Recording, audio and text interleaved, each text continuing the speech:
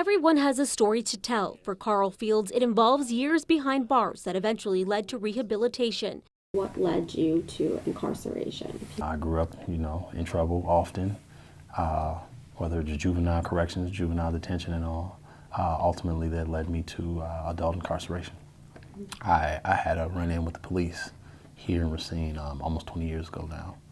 I shot at them, they shot back. It was a real, tumultuous scenario. Since that run-in with Racine police, Carl spent 16 years in the system.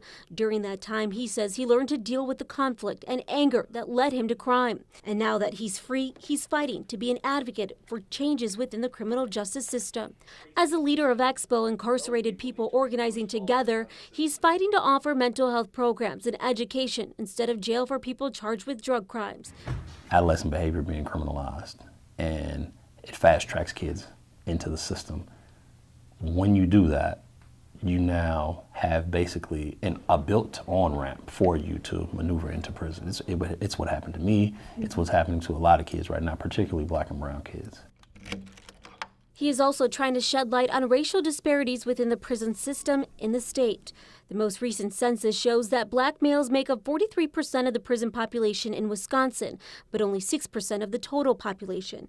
Wisconsin's incarceration rate is nearly double the national average. The narrative that tries to explain that is those are the people committing all the crimes.